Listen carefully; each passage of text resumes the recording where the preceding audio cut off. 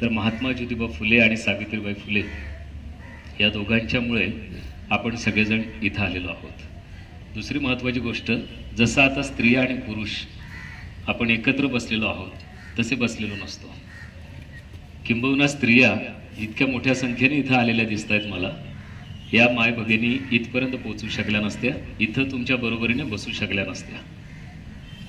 कारण फुलेंनी जेव्हा आपल्या ग्रंथामध्ये पहिल्यांदा असं दाखवलं की नवरा बायको एकत्र रात्र शाळेत जात आहेत, एकत्र जेवायला बसतायत, ही सुद्धा फार मोठी क्रांतिकारक घटना होती। जी गोष्ट आज आपल्याला खूप सामान्य वाटते ती एकेकाळी म्हणजे इथून 150 वर्ष मागे जेव्हा तुम्ही जाता ती खूप क्रांतिकारक आणि खूप मोठी गोष्ट होती। त्यामुळे ज्या वास्तूमध्ये आपण आहोत या वास्तूला, या शहराला एक पार्श्वभूमी आहे फार मोठी। कारण हे शहर एकेकाळी महाराष्ट्राला नाही तर देशाला दिशा देणारं असं शहर होतं। किती शिकलेल्या मुलींनी या वाड्याला भेट दिलेली आहे। महात्मा फुले व सावित्रीबाई फुले यांचे योगदान आपल्यासाठी किती महत्त्वाचे आहे हे आजही बऱ्याच जणांना माहीत नाही आहे। का त्यांनी ही सामाजिक चळवळ सुरू केली, का मुलींना शिक्षणाचा आग्रह धरला। आज पुण्यात फुलेवाड्यामध्ये हेरिटेज वॉक आयोजित केला होता, त्याचेही काही क्षणचित्र आपल्यासाठी। प्राध्यापक दिलीप चव्हाण, डॉक्टर गणेश राऊत यांनी या महात्मा फुलेंच्या कार्याबद्दल, वाड्याबद्दल माहिती सांगितली। एक दिवस आपल्या मुलांना घेऊन जरूर इथे भेट द्यावी।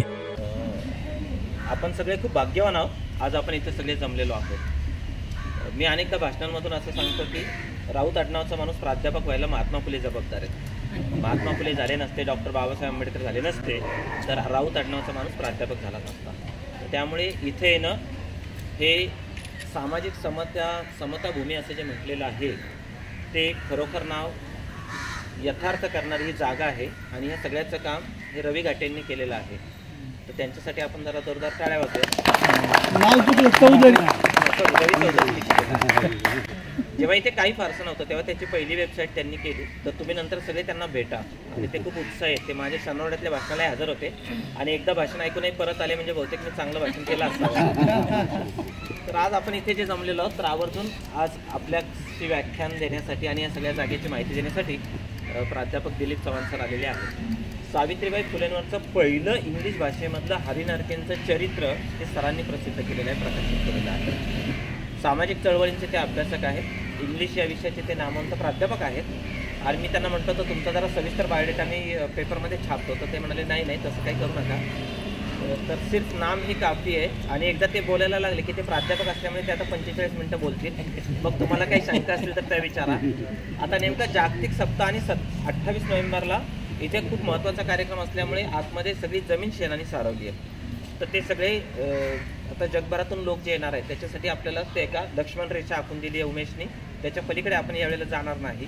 2 दिवसांनी तुम्ही परत इथे या, परत आतल्या जागेमध्ये तुम्ही जाऊ शकता। शेणाने सारवलेलं असल्यामुळे या जागेवरती जी पवित्र पावलं पूर्वी कोणी एकेकडे उमटलेली आहेत ती डिस्टर्ब न करता आपली पावलं अलीकडेच ठेवायची आहेत आणि लांबूनच ती पावलं जर ज्यांना कोणाला दिसतील ते आजचे भाग्यवान लोक आहेत असं समजायचं। तर मी चव्हाण सरांना अशी विनंती करतो की त्यांनी आपल्या सर्वप्रथम मी राऊत सरांचं मनापासून आभार मानतो की त्यांच्यामुळे आपण सगळ्यांची संधी बोलण्याची मला मिळालेली आहे। जसं राऊत सर सुरुवातीलाच म्हणाले की ज्या वास्तूमध्ये आता आपण आहोत इथं हे नसते तर जसे राऊत नसते तसे चव्हाणही नसते आणि आणखी आपण जे कोणी असाल इथं तसे तत्सम आडनावाची लोक तेही कोणी नसतात। तर महात्मा ज्योतिबा फुले आणि सावित्रीबाई फुले या दोघांच्यामुळे आपण सगळेजण इथं आलेलो आहोत। दुसरी महत्त्वाची गोष्ट, जसं आता स्त्रिया आणि पुरुष आपण एकत्र बसलेलो आहोत तसे बसलेलो नसतो। किंबहुना स्त्रिया इतक्या मोठ्या संख्येने इथं आलेल्या दिसत आहेत मला। या माय भगिनी इथपर्यंत पोहोचू शकल्या नसत्या, इथं तुमच्या बरोबरीने बसू शकल्या नसत्या। कारण फुलेंनी जेव्हा आपल्या ग्रंथामध्ये पहिल्यांदा असं दाखवलं की नवरा बायको एकत्र रात्र शाळेत जात आहेत, एकत्र जेवायला बसतायत, ही सुद्धा फार मोठी क्रांतिकारक घटना होती। जी गोष्ट आज आपल्याला खूप सामान्य वाटते ती एकेकाळी म्हणजे इथून 150 वर्ष मागे जेव्हा तुम्ही जाता ही खूप क्रांतिकारक आणि खूप मोठी गोष्ट होती. त्यामुळे ज्या वास्तूमध्ये आपण आहोत, या वास्तूला, या शहराला एक पार्श्वभूमी आहे फार मोठी. कारण हे शहर एकेकाळी महाराष्ट्राला नाही तर देशाला दिशा देणारं असं शहर होतं. जो काही पुरोगामी विचार, जी काही इथली व्यवस्था बदललेली आहे, ती व्यवस्था बदलण्यामध्ये या शहराने एक मोठं योगदान दिलेलं आहे. आणि इतकी मोठी माणसं या शहरामध्ये होऊन गेली. जसं आपण महात्मा फुलेंचं नाव घेतो तसं सावित्रीबाई फुले, लोकहितवादी, न्यायमूर्ती रानडे, रमाबाई रानडे, पंडिता रमाबाई, आगरकर, महर्षी कर्वे, बायजा कर्वे, महर्षी शिंदे, याच परिसरातनं या माणसांनी सबंध महाराष्ट्राला दिशा दिलेली आहे. आणि आपल्याला सगळ्यांना माहीत असेल की आनंदीबाई जोशींपासून पंडिता रमाबाई या सगळ्यांशी सावित्रीबाई फुल्यांचं अगदी ऑर्गॅनिक जैविक अशा प्रकारचं नातं होतं. आणि या सबंध परिसरातल्या सुशिक्षित स्त्रियांमध्ये सावित्रीबाईंबद्दल प्रचंड आदराची भावना होती. हे सुद्धा एक गोष्ट आपण लक्षात ठेवतो. तर हा जो प्रवास आहे सगळा, त्याच्याबद्दल मी सांगतो. आणि ही जी वास्तू जिथं आता आपण बसलेलो आहोत, ही फार महत्वाची वास्तू आहे. जिथं आपण उभे आहोत, हा तोच वाडा आहे जिथं भारतातलं पहिलं प्रौढ साक्षरता अभियान सुरू झालं. ज्या वास्तूत आपण आता इथं बसलो आहोत, म्हणजे 1854 मध्ये तो काळ इथून आपण मागे जाऊन जर बघितलं तर पहिल्यांदा जे प्रौढ साक्षरता अभियान इथं सुरू झालं, पहिली रात्रशाळा इथं सुरू झाली, पहिला अनाथाश्रम ह्याच वास्तूत सुरू झालेला आहे, ज्याला बालहत्या प्रतिबंधक गृह, याची पार्श्वभूमी फार करुण आणि फार दुर्दैवी अशा प्रकारची आहे. पण ह्याच वास्तूने अशा अनेक अभागी बायांची बाळंतपणं बघितलेली आहेत आणि ती सावित्रीबाईंनी स्वतः केलेली आहे. याच वास्तूमध्ये ज्या स्त्रियांना समाजाने नाकारलं, ज्या स्त्रियांना समाजाने जगणं मुश्किल करून टाकलं होतं, त्या बायकांचा आधार म्हणजे ही वास्तू होती. म्हणजे अशी स्थिती स्त्रियांची व्हायची की एक तर स्वतःचा जीव घेणं किंवा आपल्या बाळाचा जीव घेणं एवढाच पर्याय उरत होता. तेव्हा महात्मा फुले आणि सावित्रीबाई फुलेंनी, या दोन्ही आपल्या मायबापांनी त्या सगळ्या स्त्रियांना इथंच आश्रय दिलेला आहे. आणि इथं त्यांची बाळंतपणे गेली, त्यांच्या लेकरांचा सांभाळ केला. इथंच पहिलं पाळणा घर समाजाने नाकारलेल्या स्त्रियांसाठी आणि मुलांसाठी महात्मा फुलेंनी सुरू केलं. ही ती वास्तू आहे. ही तीच वास्तू आहे की ज्या वास्तूमधला हौद पहिल्यांदा अस्पृश्य ठरवल्या गेलेल्या समाजासाठी महात्मा फुलेंनी खुला केला. त्यामुळे मुक्तीचं जे द्वार आहे अस्पृश्य समाजासाठीच याच वाड्याने उघडलेलं आहे. त्यामुळे ही साधी वास्तू नाही, हे साधं सुद्धा घर नाही. 3 खणाचं साधं असलेलं हे घर आता 11 खणाचं, म्हणजे तेव्हा 16 बाय 32 फुटाचं हे घर आता 65 बाय 45 फूट आहे. म्हणजे महात्मा फुल्यांनी बख्खळ जागा घेऊन दुसरं एक घर घेऊन इथंच त्याचा विस्तार केलेला. पण मुळातलं हे 3च खणांचं असं हे घर आहे. जवळपास 150 वर्ष झालीत आता याला. पण या वास्तूने खूप उलथापालथी बघितलेल्या आहेत, त्याच्याबद्दल आपण बोलणार आहोत. खूप बदल बघितलेले आहेत, खूप संघर्ष बघितलेला आहे आणि खूप दुःख बघितलं आहे. या म्हणजे महाराष्ट्रातलं सगळं दुःख, सगळी वेदना, सगळा त्रास ह्या वाड्यामध्ये एकवटला होता. आणि तो त्रास, ते दुःख सगळं इथपर्यंत पोहोचायचं कारण इथं फुल्यांनी त्याला सोल्युशन शोधलं होतं. महात्मा फुल्यांनी त्यांनी उपाय शोधला होता आणि इथं धीर होता म्हणून ह्या वाड्यापर्यंत माणसं येत असत. आणि 1873 मध्ये सबंध महाराष्ट्राला दिशा देणाऱ्या सत्यशोधक समाजाची स्थापना सुद्धा याच वाड्यामध्ये झालेली आहे. त्यामुळे ही जागा ही सामान्य जागा नव्हे जिथं आपण बसलोय. महात्मा फुल्यांचे सगळे महत्वाचे ग्रंथ जे मराठी साहित्याला वेगळी दिशा देणारे, मराठी साहित्यामध्ये क्रांती घडवणारे असे जे ग्रंथ आहेत, तृतीय रत्न असेल, गुलामगिरी असेल, शेतकऱ्याचा आसूड असेल, या सगळ्या ग्रंथांचा जन्म सुद्धा याच वाड्यामध्ये झालेला आहे. या वाड्याने बराच प्रवास बघितलेला आहे. म्हणजे महात्मा फुल्यांच्या वारसांकडून हस्तांतरित होत 100 रुपयाला विकला गेलेला हा वाडा नंतर शासनाने ताब्यात घेतलेला आहे. तर ती एक मोठी करुण कथा आहे, त्याच्याबद्दल आपण शेवटी बोलणार आहोत. तर मला सगळ्यात महत्वाची जी गोष्ट आहे की एखादा माणूस जेव्हा आपल्या समाजामध्ये काही क्रांतिकारक काम करू बघतो तर त्याला हे क्रांतिकारक काम का करावं वाटतं, त्याला समाज क्रांती का करावी वाटते, समाज का बदलावा वाटतो, एवढ्या खस्ता का खाव्या वाटतात, एवढा संघर्ष का करावा, असा प्रश्न आपल्याला पडला पाहिजे. कारण महात्मा फुल्यांच्या काळात अनेक माणसं होती, त्यांना का नाही वाटलं, ह्यांना का वाटलं, यांनी का ते केलं असावं, कशामुळे हे सगळं झालं असावं, का त्यांनी एवढा भोग, म्हणजे त्यांची आर्थिक स्थिती उत्तम होती, आपला स्वतःचा पैसा पणाला लावून, आपली सगळी संपत्ती पणाला लावून आणि शेवट तर संबंध कुटुंबाचा अत्यंत करुण झालेला आहे. पण आपलं स्वतःच सगळं पणाला लावून समाजासाठी काही करावं वाटणं ही फार मोठी गोष्ट आहे. तर त्याच्या मुळाशी आपण जेव्हा जातो तेव्हा आपल्या लक्षात येतं की ज्या ठिकाणी ही वास्तू आहे ना, ही संमिश्र वस्ती आहे, अनेक जाती धर्मांचं अस्तित्व असलेली वस्ती आहे. आणि महात्मा फुल्यांचा लहानपणापासून जो संपर्क आला तो दलित, मुस्लिम अशा गोरगरीब समाजातल्या मुलांशी आला. आणि त्यांनी एक दृष्टी दिली महात्मा फुल्यांना. वास्तवाशी थेट सामना झाला. आपला समाज कसा आहे, आपल्या धर्मातल्या चाली, रीती, प्रथा, परंपरा ज्या ज्या गोष्टी आहेत त्या किती अन्यायकारक आहेत, किती शोषणावर आधारलेल्या आहेत, याची त्यांना एक समज आली लहानपणापासून. तोपर्यंत त्यांचा समाजातला जो प्रतिष्ठित किंवा उच्चभ्रू वर्ग आहे त्याच्याशी तेवढा संबंध आला नव्हता.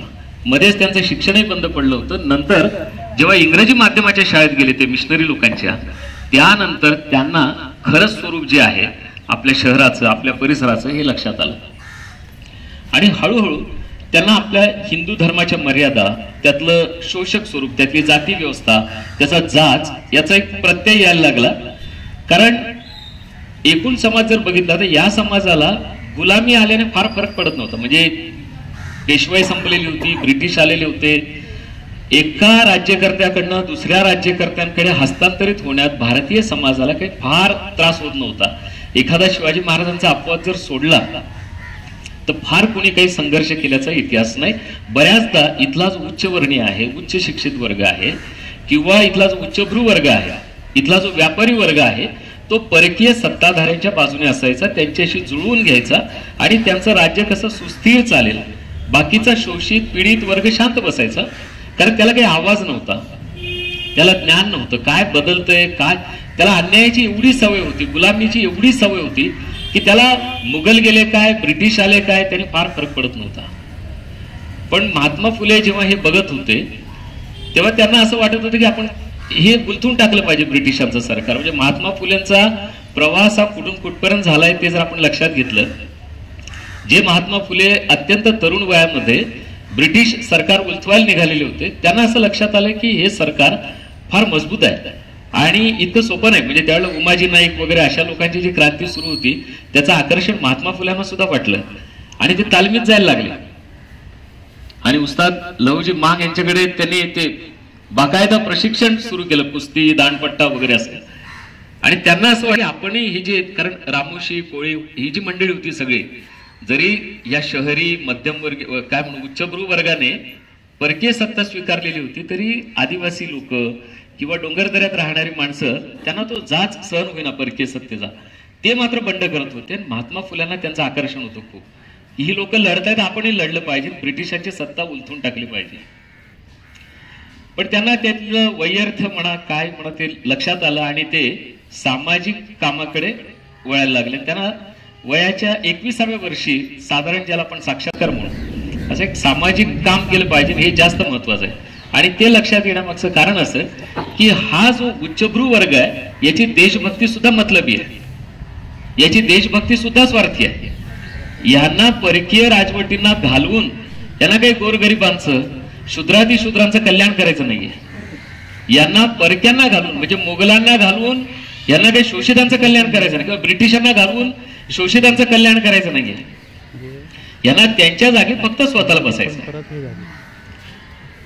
यांना मुघलांशी लढायचा उद्देश एवढाच की आपण स्वतः तिथं असलं पाहिजे, किंवा मुघलांशी जुळवून घेण्याचं कारण एवढंच की आपलं व्यवस्थित चाललं पाहिजे. ब्रिटिशांशी लढण्याचा उद्देश एवढाच की त्यांना घालवून आपण असलं पाहिजे सत्ताधारी. त्यामुळे म्हणजे हा स्वातंत्र्य लढा सुद्धा खेड्यापाड्यात गोरगरीब शोषित पीडितांपर्यंत पोहोचायला महात्मा गांधी जन्मावे लागले. 36 सालची फैजपूरची काँग्रेस आपल्या सगळ्यांना माहित असेल. खेड्यापाड्यापर्यंत विचार जायला सुद्धा खूप काळ जावा लागला. तर महात्मा फुल्यांच्या काळात काय परिस्थिती असेल आपण विचार करू शकता, कारण गांधींचा तर अजून उदय व्हायचा होता या सीनवरती.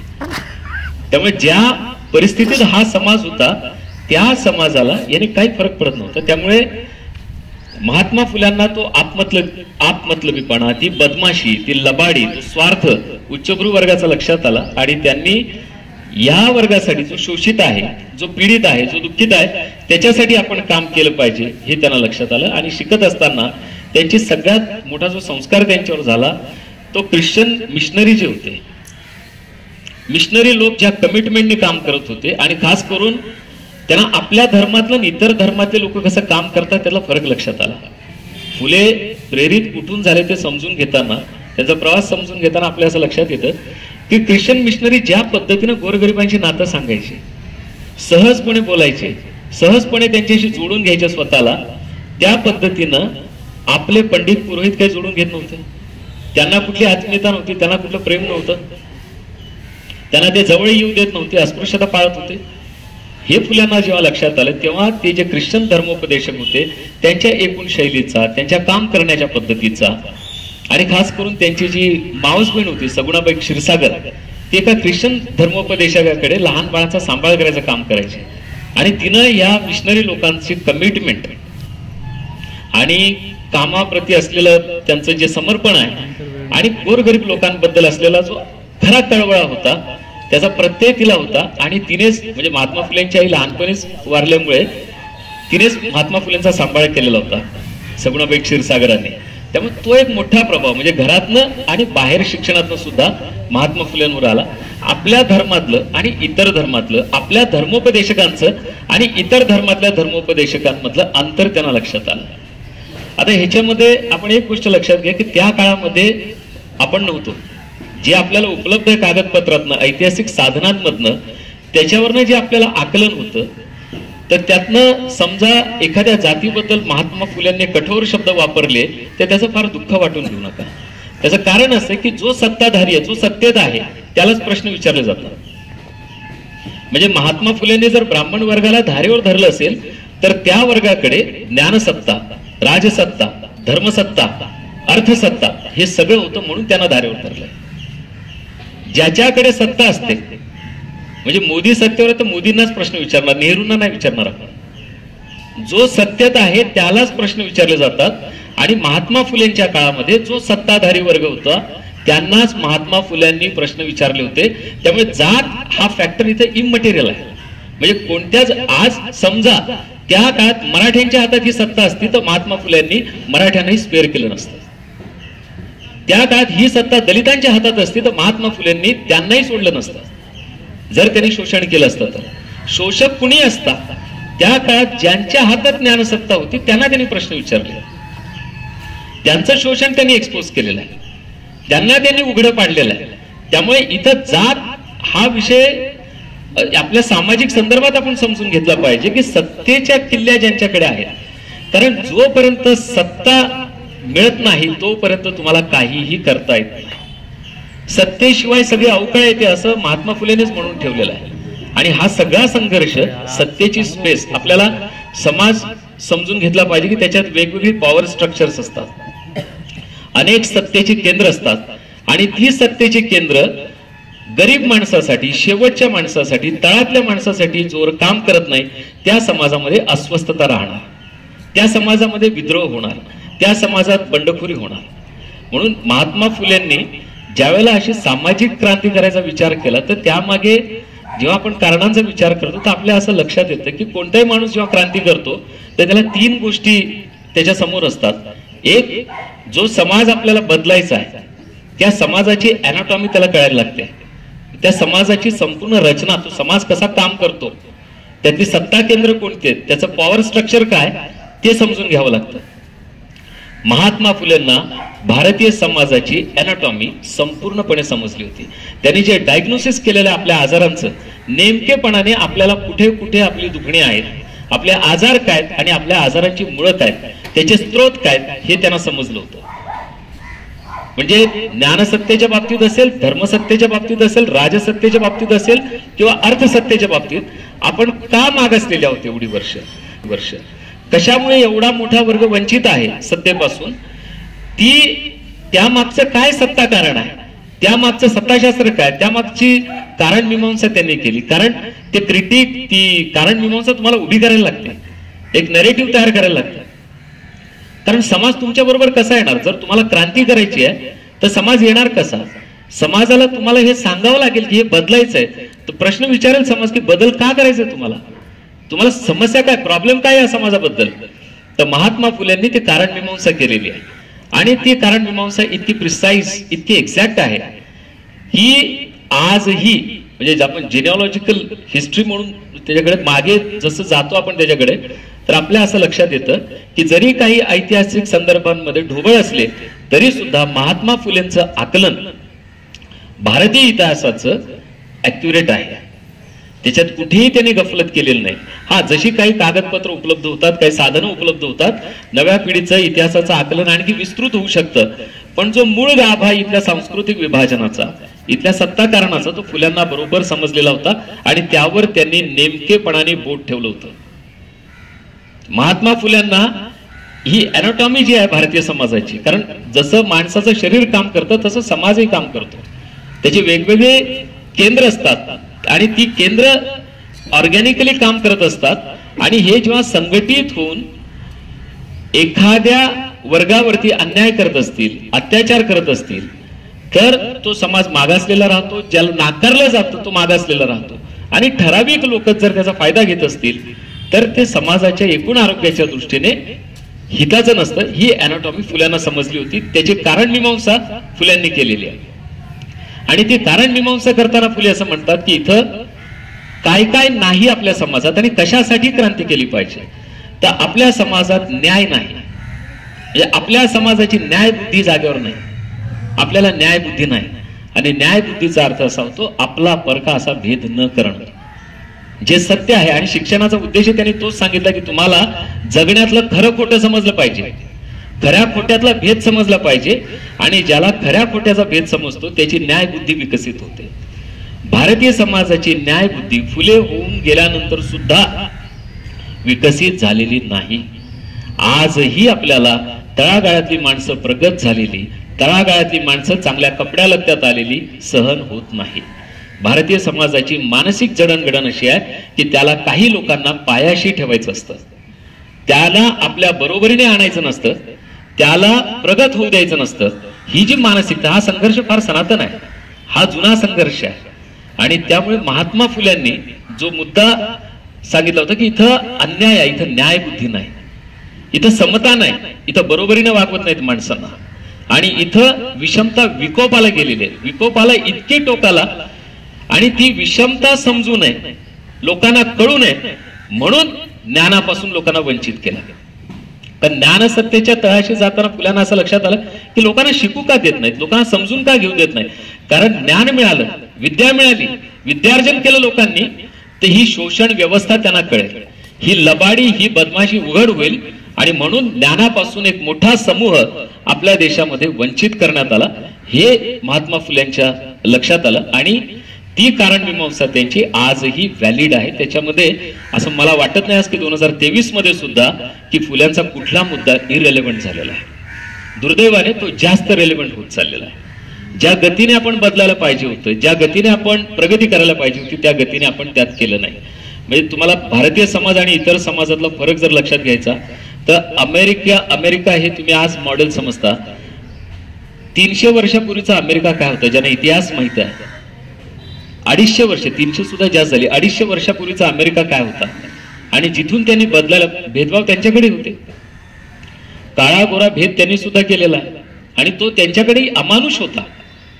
पण गेल्या 250 वर्षामध्ये जे बदल त्यांनी केलेले आहेत आणि ज्या गतीने ते बदललेले आहेत त्यांचा स्पीड बघा. 250 वर्षात त्यांनी केलेले बदल आणि 5000 वर्षात आपण करत असलेले बदल.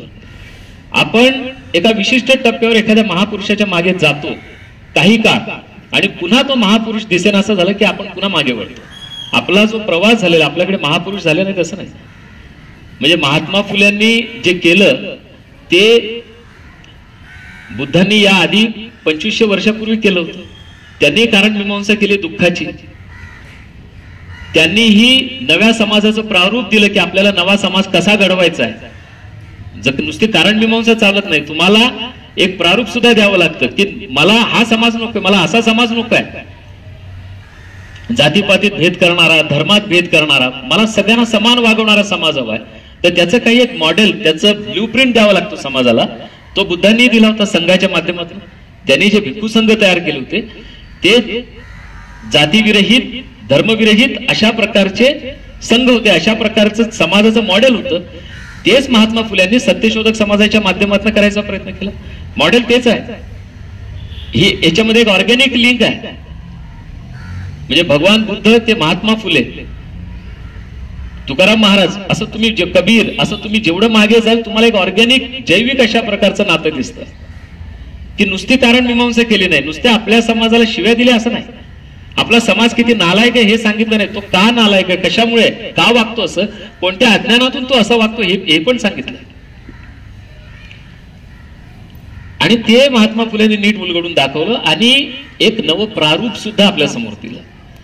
आणि त्या प्रारूपामध्ये कुठलाही अन्याय, शोषण होणार नाही म्हणून अनेक गोष्टींचा त्यांनी विचार केला. त्याच्यामध्ये स्त्री शिक्षण हा सगळ्यात महत्वाचा विचार त्यांनी केला. कारण महात्मा फुलेंचं सगळ्यात मोठं योगदान जर तुम्हाला म्हणजे काउंट करायचं असेल भारतीय इतिहासामध्ये, तर त्यांनी जी आपली कौटुंबिक संरचना आहे, आपली जी कौटुंबिक रचना आहे, ती रचना जी डोक्यावर उभी होती तिला पायावर उभं केलं. जिचं केंद्र, जिच्यामध्ये स्त्रीला स्थानच नव्हतं, स्त्रीला इतकं दुय्यम स्थान होतं की त्या स्त्रीला केंद्रस्थानी आणलं. आणि महात्मा फुलेंनी ज्ञानोदयाला दिलेल्या मुलाखतीत असं म्हटलंय की बाईच्या योगाने मुलं सुधारतात आणि म्हणून बाईचं शिक्षण, स्त्रीचं शिक्षण ही सगळ्यात महत्वाची गोष्ट आहे. कारण शिक्षणाशिवाय ज्ञान सत्ता नाही. कारण फुल्यांना हे कळलं होतं की ज्ञान ही मोठी सत्ता आहे, ज्ञान ही पॉवर आहे खूप मोठी, आणि ती हातात आल्याशिवाय पुढची राजसत्ता, अर्थसत्ता, धर्मसत्ता काही मिळू शकत नाही. ज्ञानसत्तेशिवाय दुसरी कोणतीही दारं आपल्यासाठी उघडू शकत नाही हे महात्मा फुल्यांना संपूर्णपणे कळलेलं होतं. आणि म्हणून त्यांनी स्त्री शिक्षणाचा आग्रह धरला आणि नेटिव्ह फिमेल स्कूल्सची स्थापना 1848 ला या शहरामध्ये केली आणि पहिली शाळा सुरू केली. भारतीय माणसांनी, भारतीय मुलींसाठी केलेली, दलित मुस्लिमांच्या मुलींसाठी सुरू केलेली पहिली शाळा महात्मा फुलेंनी आणि सावित्रीबाई फुलेंनी केली. त्यांच्यासोबत त्यांचे ब्राह्मण सहकारी होते, बहुजन समाजातले सहकारी होते. त्यामुळे ज्यांना असं वाटतं की महात्मा फुले हे ब्राह्मणांचे टीकाकार होते, त्यांनी हे लक्षात घ्यावं की महात्मा फुलेंचे अनेक महत्वाचे सहकारी हे ब्राह्मण होते. काही शेवटपर्यंत त्यांच्या सोबत होते. ज्या ज्या वेळेला या शहरामध्ये बहुजन मुलांना संस्कृत शिकवण्याचा विचार पुढे आला, त्यावेळेला ते संस्कृत शिकवण्याचा आग्रह धरणारे सुद्धा काही ब्राह्मण पंडित या शहरात होते. आणि त्या ब्राह्मण पंडितांना छळणारे ब्राह्मण पंडित पण या शहरात होते. हे मोठं विचित्र शहर आहे. म्हणजे या शहराची रचना, आणि हे शहर म्हणजे आपला देश आहे, मायक्रोकॉझम आहे, असंच आपल्याकडे आहे. म्हणजे प्रत्येक जातीत, आपण जनरलाइज करू नये, प्रत्येक जातीमध्ये, प्रत्येक धर्मात सेन्सिबल माणसं असतात आणि मूर्ख माणसं असतात, सर्व प्रकारची माणसं असतात. त्यामुळे महात्मा फुलेंचा जेवढा छळ झाला तेवढे त्यांना साथ देणारे सुद्धा लोक या समाजात होती. त्यांना सगळ्यांना आपापल्या मर्यादा होत्या, पण तरी सुद्धा त्या काळाच्या मानाने ते ज्या धाडसाने महात्मा फुले, कारण महात्मा फुले तर तुमच्या मुळाला सुरुंग लावत होते, या व्यवस्थेच्या मुळाशी सुरुंग पेरत होते. हे सगळ्यांना कळत होते की हे सगळी उलथापालत होणार आहे. आपण महात्मा फुलेंच्या मार्गाने गेलो तर ही संबंध व्यवस्था आज ज्या पद्धतीने उभी आहे तशी राहणार नाही. कारण हा माणूस स्त्रीला केंद्रस्थानी आणून पाहतोय, हा माणूस महार मांगांना केंद्रस्थानी आणून पाहतोय, महार मांगांना जवळ घेऊ पाहतोय. त्या काळातल्या अस्पृश्य समजल्या गेलेल्या समाजाला हा जवळ करतोय, त्यांना सगळं खुलं करतोय. त्यांना कळत होतं की समाज कोणत्या दिशेने बदलणार आहे आणि त्याची मानसिक तयारी नव्हती एवढी. कारण हजारो वर्षाचं कंडिशनिंग होतं की काही लोकांना माणसंच समजायचं नाही. आणि आज सुद्धा आपण काही एवढ्या वर्षात बदललो असं नाही. 21, 22 काय अजून अनेक शतकं आपल्याला लागणार आहेत माणसाला माणूस म्हणून स्वीकारायला. आजही आपल्या देशातलं जर तुम्ही गुन्हेगारीचं आणि सगळ्याचं स्वरूप बघितलं तर आपल्या असं लक्षात येईल की आजही स्त्रियांवरचे अत्याचार कमी झालेले नाही, आजही दलितांवरचे अत्याचार कमी झालेले नाही. एवढं प्रबोधन होऊन, एवढे महापुरुष, इतके महात्मे येऊन आणि इतकं विज्ञान तंत्रज्ञान प्रगत होऊन सुद्धा, म्हणजे महापुरुषांचं प्रबोधन एका बाजूला, दुसऱ्या बाजूला वैद्यक शास्त्रापासून अनेक विज्ञान, अनेक प्रकारची विज्ञानं, अनेक प्रकारचं तंत्रज्ञान विकसित होऊन सुद्धा, सगळी आधुनिकता मोबाईलमध्ये आपल्या हातात येऊन सुद्धा दलित अत्याचारांचं प्रमाण वाढतंय. तुम्ही एक ग्राफ बघा, तुम्ही त्याचे रेकॉर्ड्स बघा, नॅशनल क्राईम ब्युरोचे डेटा बघा, हे धक्कादायक आहे स्त्रियांबद्दल आणि दलितांबद्दल. म्हणजे या धारणा आपल्या इतक्या खोलात आहेत. तर त्यावेळेचा महात्मा फुल्यांचा संघर्ष हा किती भयंकर असेल याची आपण कल्पना करू शकतो. आणि या समाजामध्ये एक सामाजिक न्याय आणि आर्थिक न्याय, अर्थसत्ता ही तर पुरुषांच्या हातात केंद्रस्थानी होती. आणि या सगळ्या सत्ता बदलायचं जे मूळ त्यांना वाटत होतं ते ज्ञानसत्ता जसं मी तुम्हाला म्हटलं तसं त्यांनी ही ज्ञानसत्ता मिळवून देण्याचा सगळ्यात मोठा आढावा नंबर की धर्मसत्ता. त्या धर्मसत्तेला की बायका जो प्रगत होत नाही, स्त्रिया जो शिकत नाही, तो धर्मसत्ता सुद्धा बदलू शकत नाही. आणि ही सगळ्यात धर्माच्या नावाने हे सगळं चाललं हे त्यांना लक्षात आलं. आणि हे सगळे धर्मग्रंथ हे पुरुषांनी लिहिलेले. त्यामुळे यांनी आपापल्या सोयीने आपापल्या फायद्यासाठी त्याच्यात तरतुदी करून ठेवलेल्या आहेत. आणि त्यांनी जसं सती प्रथेचा धिक्कार केला, सती प्रथेला धर्माच्या नावानेच उदात्तीकरण केलं होतं सती प्रथेचं. आणि सवत प्रथा म्हणजे महात्मा फुलेंच्या या दोन गोष्टी फार महत्त्वाच्या, ज्याकडे त्यांनी भारतीय समाजाचं लक्ष वेधलं की पुरुष एकाच वेळेला 4-4 बायका त्या काळातल्या समाजामध्ये आणायचा घरामध्ये, सवती असायच्या घरामध्ये. महात्मा फुलेंनी या सवत प्रथेला विरोध केलाय. जेवढे आपण सती प्रथेची चर्चा करतो, सती प्रथा अमानुष होती, क्रूर होती आणि तिचा तर त्यांनी धिक्कार केलाच. पण महात्मा फुलेंची दुसरी महत्वाची गोष्ट आपण लक्षात घेतली पाहिजे की त्यांनी बहुपत्नीत्वाचा सुद्धा धिक्कार केलेला आहे. म्हणजे एका वेळेला पुरुष, म्हणजे त्यांनी असा प्रश्न विचारलाय की तुम्हाला मुलबाळ होत नसेल किंवा अन्य काही कारण असतं, तुम्ही लगेच सवत आणता बाईला, पण एखाद्या बाईने घरात सवता आणला असं कधी तुम्ही ऐकलंय का? आणि त्या काळातले पुरुष 4-4 लग्न करत असल्यामुळे महात्मा फुले म्हणतात की 5वी पण करा, म्हणजे पुढचं जे मडकं धरायचं ना तुमचं, ते काम मुलांचं राहणार नाही. त्या 5च बायका तुम्हाला नेऊन अंत्यसंस्कार करतील. म्हणजे अशी त्यावेळची परिस्थिती होती. त्यामुळे फुल्यांनी म्हणजे बघा, जिथं बायकांना गुलाम करण्याची जेवढी षडयंत्र होती, म्हणजे बालविवाह असेल, बहुपत्नीत्व प्रथा असेल, ज्यांनी बायकांचा काय म्हणू त्याला sense of self dignity, self respect, आत्मसन्मान, ज्या आत्मसन्मानाला या समाजात जागाच नव्हती. कसला आत्मसन्मान आणि काय, म्हणजे तुमच्या उरावर 4 बायका आणून ठेवायचा पुरुष आणि तुम्ही काही करू शकत नव्हत्या. म्हणजे त्या समाजात बाईला काय सेल्फ डिग्निटी असणार आहे, काय तिचा सेन्स ऑफ सेल्फ रिस्पेक्ट काय असणार आहे, म्हणजे काय प्रकारचं आयुष्य असेल स्त्रीचं त्या समाजात, तुम्ही विचार करा. आणि फुल्यांनी नेमका ह्या गोष्टींवर वार केलेला आहे. म्हणजे फुल्यांचं डायग्नोसिस इतकं प्रॉपर आहे की स्त्री जर प्रगत व्हायची असेल तर तिचं लहानपणी लग्न होता कामा नये. आणि याच पुण्यामध्ये मुलीचं लग्नाचं संमती वय काय असावं याच्यावर मोठा वाद झालेला आहे. आणि त्याची फार मोठी कागदपत्र उपलब्ध आहेत की मोठ्या मुश्किलीने 13 वर्षाला तयार झाली होती लोक 13व्या वर्षी लग्न करावं असं. स्वतः महात्मा फुले आणि सावित्रीबाई फुलेंचं लग्न सुद्धा अत्यंत कोवळ्या वयात झालेलं आहे त्या काळच्या प्रथेनुसार. आणि जेव्हा सावित्रीबाई या वाड्यात लग्न करून आले तेव्हा त्या संपूर्णपणे निरक्षर होत्या आणि महात्मा फुलेंनी त्यांना सगळे शिक्षण दिलं. आणि ही सावित्रीबाईंचीच नाही, सगळ्या स्त्रियांची स्थिती होती. शिक्षणाची परवानगीच नव्हती. पण असा कोणी फुले घरात नव्हता दुसऱ्यांच्या की जो आपल्या बाईला पण शिकवेल, कारण बाईला शिकवणंच निषिद्ध होतं. ते महात्मा फुल्यांनी केलं. आणि बायकांना बायकांमध्ये आत्मसन्मानाची भावना, म्हणजे ज्या घटकांकडे महात्मा फुलेंचं लक्ष आहे, म्हणजे एखादं खूप मोठं वादळ असावं आणि एखादा माणूस पणती विजू नये याच्यासाठी धडपडावा, तसं तुम्हाला महात्मा फुले दिसतात का संबंध भारतीय समाजामध्ये. एका बाजूला धर्मव्यवस्थेपासून अशी मोठी अक्राळ विक्राळ अशी व्यवस्था आहे की जी या सगळ्यांना चिरडायला बसलेली आहे. आणि तिथं हा एकटा माणूस खंबीरपणे उभा राहून तुम्हाला संरक्षण देतो आणि तुमचा आत्मसन्मान जागवतोय की तुम्ही शिकावं, तुम्हाला धर्मसत्तेने तुम्हाला नाडू नये. त्याने तुम्हाला सगळ्यांना हे समजून दिलं की पुरुषांनी लिहिलेलं असल्यामुळे असं आहे, हे काही दैवी वगैरे काही नाही, हे सगळं पुरुषांनी आपल्या सोयीसाठी निर्माण केलेलं आहे. हे महात्मा फुल्यांनी स्त्रियांच्या लक्षात आणून दिलं. आणि हळूहळू बघतो आपण जे काही आत्मभान, त्याची गती जेवढी असायला पाहिजे अमेरिके इतकी तेवढी आपली नाही. पण अर्थात फुल्यांचे प्रयत्न वाया गेले का? अजिबात वाया गेले नाही. म्हणजे त्याही काळामध्ये जेव्हा त्यांनी हे सुरू केलं, जे लोकांना निरर्थक वाटत होतं की महात्मा फुले हे काय करतायत, त्याही काळात तुम्हाला असं लक्षात येईल की रमाबाई त्याही काळामध्ये ताराबाई शिंदेसारखी बाई याच चळवळीतनं प्रेरित झाली. आणि तिने स्त्री पुरुष तुलना नावाचं पुस्तक लिहिलं की जे आज क्लासिक आहे. स्त्रीवादाचं म्हणजे स्त्री स्वातंत्र्याबद्दल अतिशय व्यवस्थित मांडणी करणारं जगातलं पहिलं पुस्तक म्हणता येईल. कारण सिमॉन डी ब्युअर वगैरे जिचं द सेकंड सेक्स नावाचं पुस्तक हे 60च्या दशकात आलं 1950 साली वगैरे, आणि ज्याला स्त्रीवादाचं बायबल मानलं जातं संबंध पश्चिम जगामध्ये, त्याच्या खूप आधी ताराबाई शिंदेंनी स्त्री पुरुष तुलना लिहिली. आणि त्याची प्रेरणा होती महात्मा फुले आणि या लोकांच्या वाट्याला म्हणजे ताराबाई शिंदे असतील आणि आणखी जे इतर लोक होते जे आपल्या व्यवस्थेला आव्हान देत होते, त्यांना समाजाच्या तिटकाराला सामोरं जावं लागलं.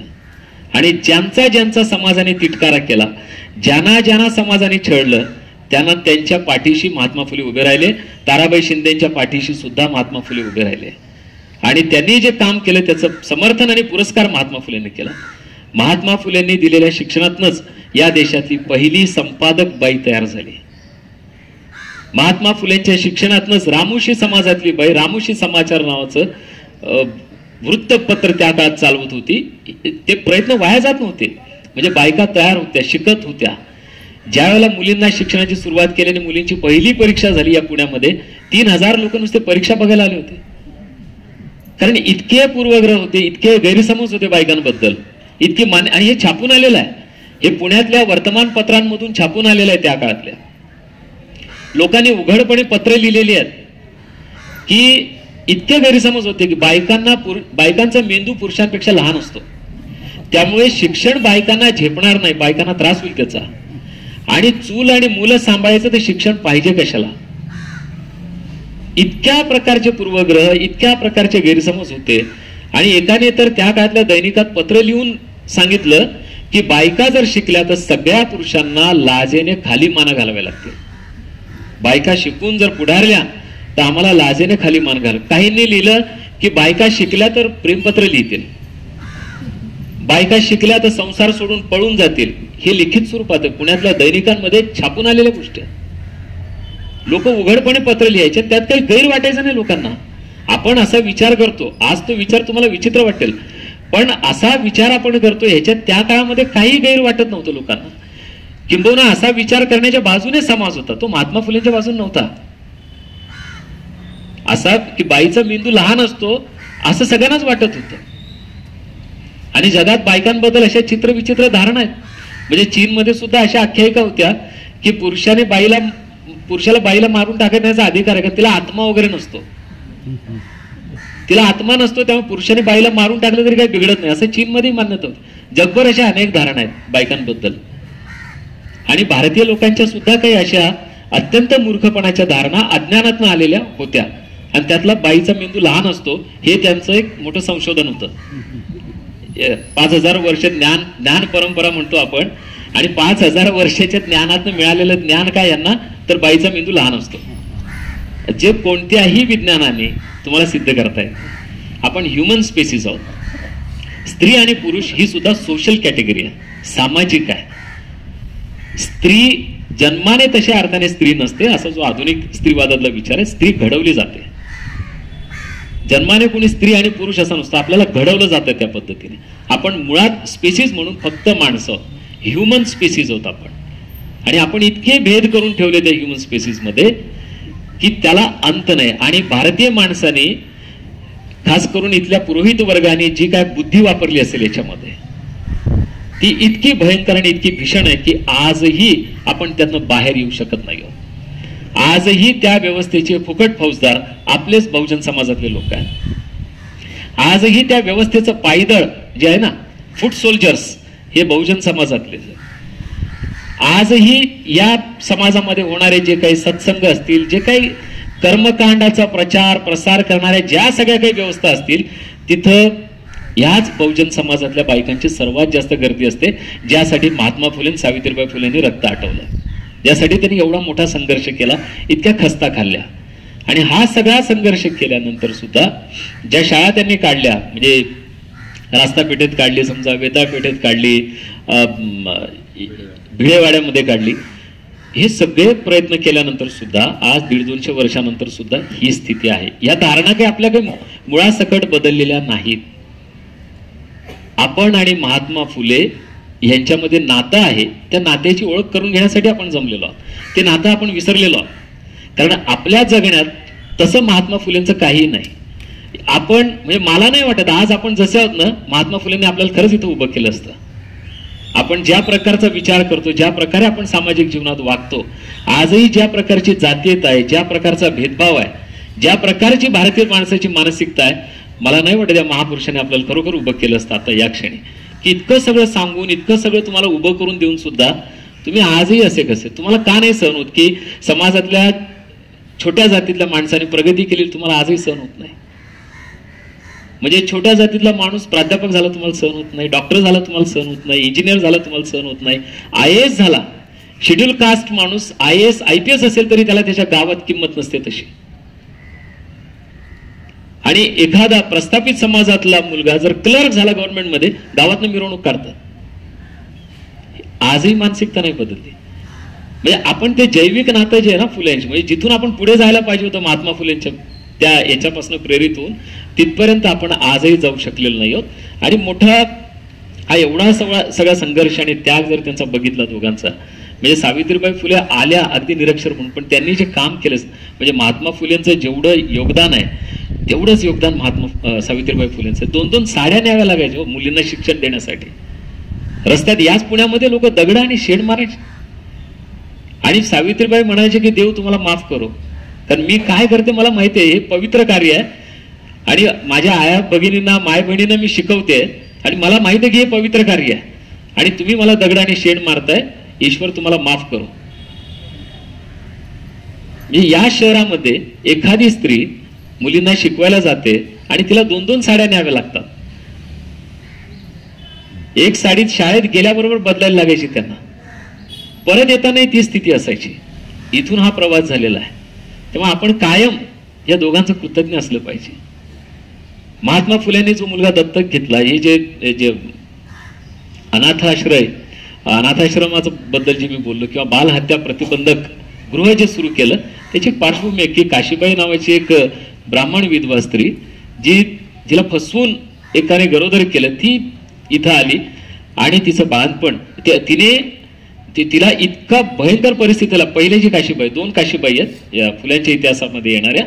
पहिली जी काशीबाई आहे ती गरोदर झाल्यामुळे, आणि ती घटना खूप गाजली कारण भारताच्या इतिहासात पहिल्यांदा कुठल्या स्त्रीला जन्मठेपेची शिक्षा झाली आणि त्याच्यात त्या काशीबाईला झाली, कारण ती गरोदर झाल्यामुळे आता आपण समाजाला तोंड दाखवू शकत नाही आणि आपलं जगणं मुश्किल करेल समाज म्हणून आपल्या बाळाची तिने हत्या केली आणि तिच्यावर खटला दाखल झाला, तिच्यावर सिद्ध झाला गुन्हा आणि तिला जन्मठेपेची शिक्षा झाली. या प्रसंगाने महात्मा फुले हादरले की आपल्याला काही करावं लागेल आणि त्या पार्श्वभूमीवर इथं ते बालहत्या प्रतिबंधक गृह सुरू झालेलं आहे. या वाड्याने अशा अनेक वेदनांना प्रचंड दुःख बघितलेलं आहे. आणि नंतर 1874 मध्ये जी काशीबाई आली, तिचं मूल महात्मा फुलेंनी दत्तक घेतलं, त्याला डॉक्टर केलं, डॉक्टर यशवंत, जो मिलिटरीमध्ये डॉक्टर होता, जगभर फिरला. आणि तो बाहेर असतानाच इथं प्लेगची साथ आली होती मोठी आणि त्या प्लेगच्या साथीमध्ये सावित्रीबाई गेलेल्या. आणि ते मुंडव्याला एक मुलगा पांडुरंग नावाचा, त्याला कोणी हात लावत नव्हतं. प्लेगच्या साथीमध्ये कोणी कोणाला हात लावण्याची स्थिती नव्हती. त्या स्थितीमध्ये सावित्रीबाईंनी त्या मुलाला आणलं आणि त्यांना लागण झाली आणि त्या गेल्या. त्याच्या आधी त्यांची सून गेली राधा, यशवंताची बायको, तेव्हा सावित्रीबाई एकट्याच झालेल्या होत्या. आणि यशवंत आता पूर्ण एकाकी झाला, म्हणजे वडील गेले, आई गेल्या, बायको गेली. त्याने चंद्रभागा नावाच्या बाईशी पुढे लग्न केलं. तिच्यापासून एक मुलगी झाली सोनी नावाची, आणि लक्ष्मी पण आहे तिचं नाव. सोनी आणि लक्ष्मी अशी दोन्ही नाव आहेत. आणि ती दुर्दैव जे आहे पुढे, ते यशवंताचं सुद्धा मृत्यू झाल्यानंतर चंद्रभागाबाईवर फार वाईट पतीनं महात्मा फुलेंची सगळी पुस्तकं विकली, भांडीकुंडी विकली आणि इतकी आर्थिक परिस्थिती खालावत गेली. म्हणजे ती सावित्रीबाईच्या काळातच महात्मा फुले गेल्यानंतर, कारण महात्मा फुलेंनी आपली सगळी संपत्ती, सगळे जे काय होतं ते समाजासाठी वापरलं. आणि त्यावेळेला मामा परमानंदांनी सयाजीराव महाराजांना लिहिलेली पत्र आहेत. दुर्दैवाने काही पत्र महाराजांपर्यंत पोहोचू शकले नाही, नाहीतर महाराजांनी उदार हस्ते अनेकांना मदत केलेली आहे. आणि जेव्हा सयाजीराव महाराजांपर्यंत ते पत्र पोहोचलं मामा परमानंदांचं, त्यांनी ताबडतोब 1000 रुपयाचा धनादेश सावित्रीबाईंच्यासाठी, की जो इन्व्हेस्ट करावा एका कंपनीमध्ये आणि त्याचं व्याज 50 रुपये वगैरे जे काही मिळेल ते सावित्रीबाईंना द्यावं अशी तरतूद केली. सावित्रीबाई गेल्यानंतर यशवंत आपण एकटा जो, त्याने मग ते लग्न वगैरे केलं. पण पुढचा जो आर्थिक स्थिती जी खालावत जाणं आहे की सावित्रीबाईंची ही जी सून आहे चंद्रभागाबाई, हिचा मृत्यू हा मंदिरात झालेला, नगरपालिकेने तिचं मयत केलेलं आहे आणि तिनेच हा वाडा 100 रुपयामध्ये विकलेला होता. इतकी दुर्दैवी परिस्थिती तिच्यावर आली होती. म्हणजे इथंच महात्मा फुलेंचा सुद्धा मृत्यू झाला, कारण त्यांना लखवा, पॅरालिसिस जे म्हणतो, उजवं अंग पूर्ण लुळं पडलं होतं त्यांचं एवढा संघर्ष त्या माणसाने केला होता की इतकी वर्ष तो उभाच कसा राहिला ही मोठी गोष्ट आहे. की ज्या पद्धतीचा विरोध होता, ज्या पद्धतीचा प्रतिकार होता आणि पावलोपावली ज्या पद्धतीचा संघर्ष होता, हा माणूस उभा कसा राहिला याच्याबद्दल आपल्याला प्रश्न पडतो. आणि नंतर शेवटी आपण बघतो की त्यांना ते लुळं पडून आजारपणातच महात्मा फुले गेलेत. आणि हा सगळा असा करून तो सगळा शेवट आहे. तर हा सगळा प्रवास बघितल्यावर आपण हे लक्षात घेतलं पाहिजे की इथली ज्ञानसत्ता, इथली धर्मसत्ता, राजसत्ता, आणि महात्मा फुले असं मानायचे की प्रत्येक माणूस म्हणजे स्त्री असो पुरुष असो, कोणत्याही जाती धर्माचा असो, तो कोणतंही पद भोगायला सक्षम आहे. काही विशिष्ट जातींची मक्तेदारी नाही कोणतंही पद. त्यामुळे राजसत्तेबद्दल सुद्धा महात्मा फुलेंचं जे म्हणणं होतं की सर्व जाती धर्माचे लोक आणि स्त्री पुरुष हे जन्मानेच समान आहेत आणि त्यामुळे सर्व पद स्त्रिया सुद्धा भोगू शकतात. म्हणजे आपल्याकडे पंचायत राज आल्यानंतर बायका सरपंच झाल्यावर लोकांना फार विशेष वाटतं, पण महात्मा फुलेंनी याबद्दल 200 वर्षापूर्वीच आपल्याला सांगितलंय की सर्व पद भोगायला स्त्री पुरुष हे निसर्गतःच पात्र आहेत, निसर्गतःच ते सक्षम आहेत. आणि म्हणून ही राजसत्ता सुद्धा महात्मा फुल्यांनी जसं धर्मसत्तेला आव्हान दिलं, जसं ज्ञानसत्तेला त्यांनी आव्हान दिलं, तसं राजसत्ता ताब्यात घेण्यासाठी सुद्धा प्रेरित केलं. महात्मा फुल्यांचा एक मोठा विचार जो आजही रिलेव्हंट आहे तो म्हणजे या देशातल्या संसाधनांचं फेरवाटप, ज्याचा आपण आजही विचार करत आहात. हा माणूस काळाच्या किती पुढे असेल तुम्ही विचार करा. म्हणजे 1848 हे वर्ष फार महत्वाचं आहे. याच वर्षी जशी त्यांनी पहिली शाळा काढली त्याच वर्षी मार्क्सचा मॅनिफेस्टो सुद्धा प्रकाशित झालेला आहे. 1848 हे तेच वर्ष आहे. आणि त्याने सुद्धा संसाधनांच्या फेरवाटपाचा, उत्पादन संबंधाचा शोषणाशी कसा संबंध आहे ते त्यांनी उलगडून दाखवलं होतं. उत्पादनाची साधनं कोणाच्या हातात आहेत त्याच्यावर समाजातल्या शोषणाचं स्वरूप ठरतं. हे जसं मार्क्सने सांगितलं तेच महात्मा फुल्यांनी आपल्याला इथे समजून सांगितलं होतं की काही लोकांच्या कडे इथं अमर्याद संपत्ती आहे आणि त्या संपत्तीचं, त्या संसाधनांचं फेरवाटप करायला लागेल सर्व लोकांमध्ये, जे आजही आपण करू शकलेलो नाही आहोत. त्यामुळे महात्मा फुले हे जुने होत नाहीत, महात्मा फुले कालबाह्य होत नाहीत. त्यांनी दिलेला जो रोडमॅप आहे, त्यांनी दिलेला जो ऍक्शन प्लॅन आहे तो अजूनही आपण पूर्णपणे एक्झिक्यूट करू शकलेलो नाही आहोत. त्यामुळे महात्मा फुलेंनी जो आपल्याला मार्ग दिलेला आहे राजसत्तेकडे जाण्याचा, ज्ञानसत्तेकडे जाण्याचा, त्या मार्गाने आपण जावं. आणि तेव्हा आपण जाती निर्मूलन म्हणजे आपल्या स्वतःच्या मुलाचा, दत्तक मुलाचाही त्यांनी आंतरजाती विवाह केलेला आहे. आजही या देशामध्ये सैराट सारखा सिनेमा होतो, करावा लागतो आजही. म्हणजे आपल्या मुलीला इंजिनिअरिंग कळतं, आपल्या मुलीला मेडिकल सायन्स कळतं, आपल्या मुलीला सगळी टेक्नॉलॉजी कळते, फक्त तिला नवरा निवडता येत नाही असं आपल्याला वाटतं. म्हणजे इंजिनिअरिंग पेक्षा कॉम्प्लेक्स आहे एखादा मुलगा निवडणं, तिने त्याच्यापेक्षा जास्त अवघड विषय होता.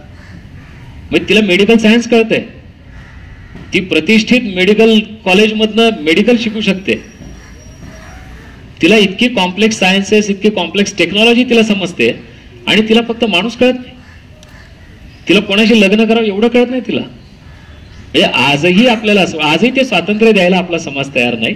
आणि त्यामुळे जाती निर्मूलनाकडे आपली अजूनही वाटचाल होत नाही.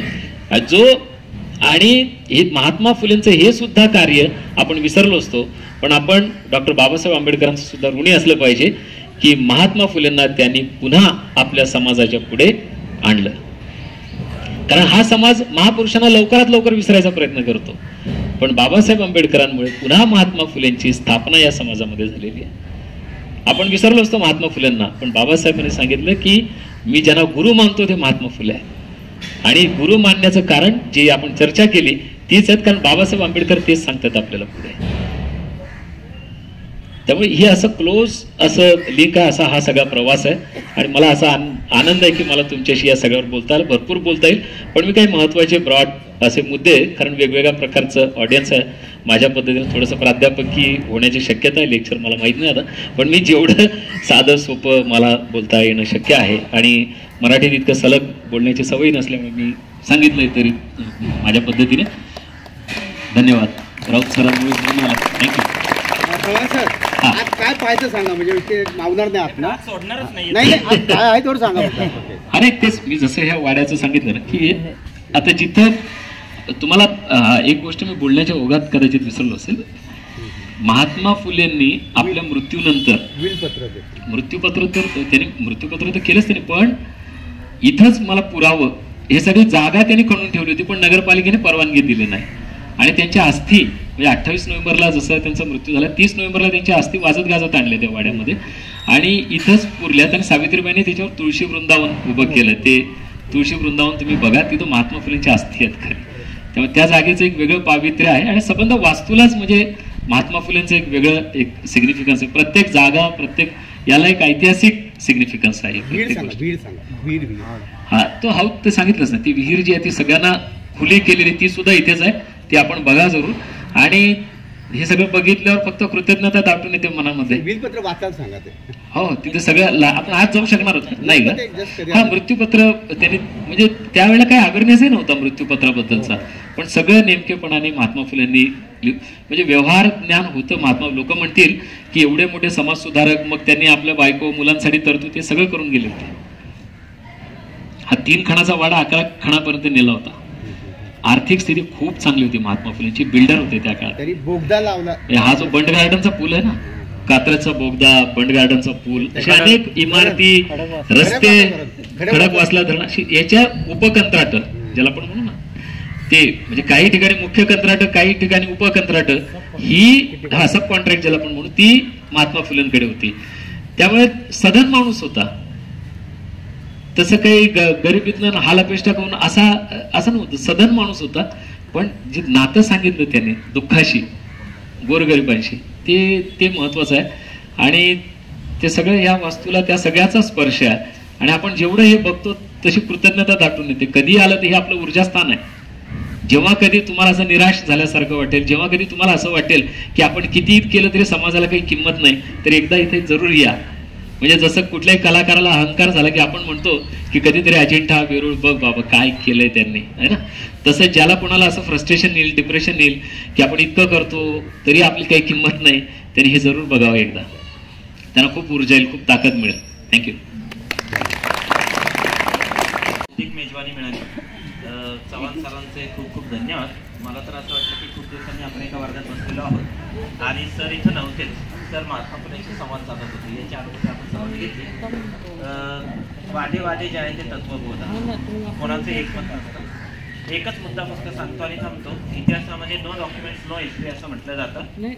तर मी माझ्या लग्नाचा सगळा खर्च लिहून ठेवला की लग्नाला काय झालं, कोण आलं होतं, त्यांना काय केलं, हे काय झालं. आणखी 100 वर्षांनी ही सगळी कागदपत्र ज्या इतिहासकाराच्या हातामध्ये सापडतील त्याला असं धक्का बसेल. राऊत सरांनी सगळा लग्नाचा खर्च लिहिला. फक्त मी माझ्या कपड्यांवर किती पैसे खर्च झाले ते त्यात लिहिलेलं नाही.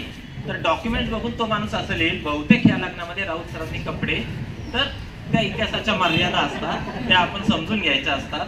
त्यामुळे नो डॉक्युमेंट्स नो हिस्ट्री. दरवेळी तसं चालायचं असतं. कॉमन सेन्स नावाची एक गोष्ट असते जी या निमित्तानं आपण, तर भारताच्या इतिहासामध्ये महात्मा फुलेंनी हा सगळा समाज बदलवून टाकला. तर त्या विहिरीच्या थोडंसं अलीकडे आपण थांबू शकतो. सर लाईनीत आतमध्ये घ्यायचं, थोडी जाऊन दे मागला.